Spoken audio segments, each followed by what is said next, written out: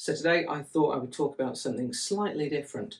But what I thought I would do is talk to you about my favourite guitar in my collection and the mystery that surrounds it. Ooh. Yeah, so I bought this guitar in 2018 from a place called World Guitars in the UK. That has loads of really awesome boutique amps and guitars and pedals and whatnot. And I actually went there to buy a completely different guitar. And when I got there, it had gone, it sold. Um, and I thought, well, I'm here, so I may as well try out a few other guitars. And they had this on the wall, and it was just so beautiful, so pretty.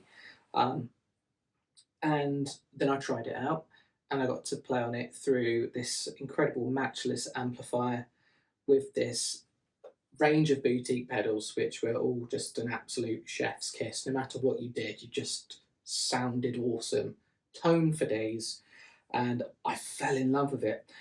But there was a thing, there was something the guy had said, which was that this guitar was incredibly rare. So rare that there were only 10 made in this colour.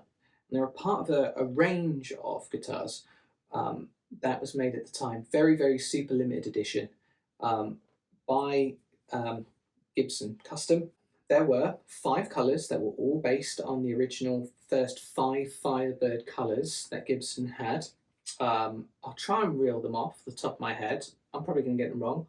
Cardinal Red, Frost Blue, this one, Inverness Green, it's another blue, and I think there may have been another greeny thing.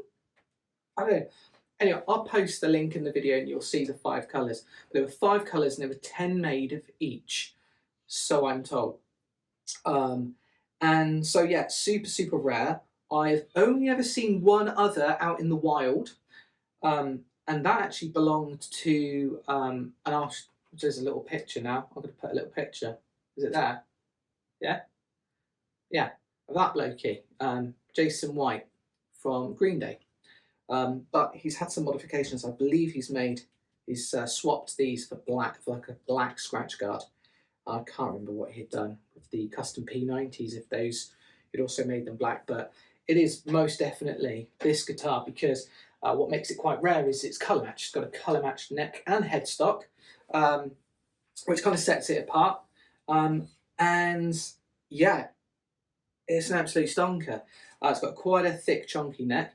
I wouldn't know this particular fact, but I was told under good authority by the guy who sold it to me that to him it played just like a 59 Les Paul. He was blown away by it himself, which I guess you would say that if you're trying to sell guitars, right?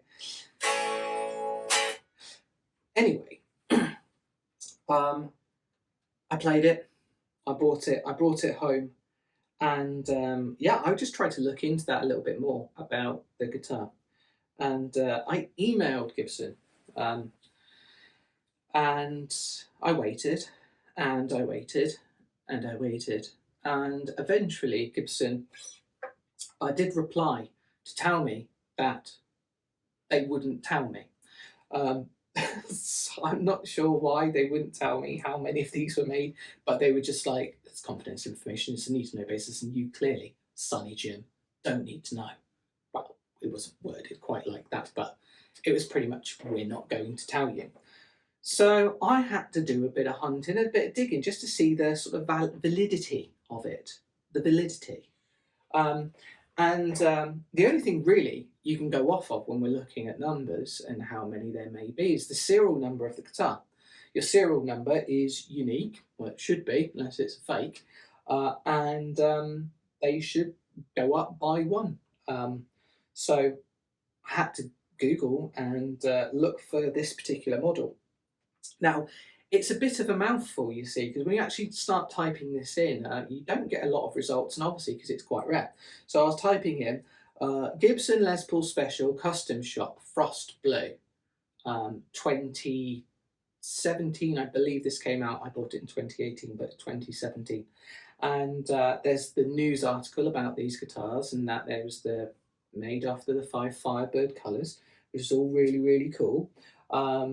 But nothing really about the numbers. And then obviously you just need to find other companies that have had them because they're in very low supply. So I think I found one on Sweetwater. I believe at one point Andertons may have had one or had all 5 colours at one point. Obviously World Guitar. And more recently now, there's a shop in Germany that is currently selling a frost blue, or as they called it, baby blue. They also don't reference anything in regards to its rare numbers, but when I saw it, and I should have a picture here also, when I saw it, I was like, no, that's this, because we've got the custom P90s, we've got the gold hardware. It's clearly that guitar, and thankfully they had pictures of it. And when I looked at the pictures, I looked at the serial number, and you should see the serial number here, and compare it to mine, which is 07629. There you go, they are within 10 of each other. So it could be a complete coincidence, or it could be that there are indeed only 10 of these made. It got a lot of interest when I was briefly toying with selling it, and yeah, it sounds incredible. I may or may not cut in some music because you know, there's days I feel like I can play well and days that I can't.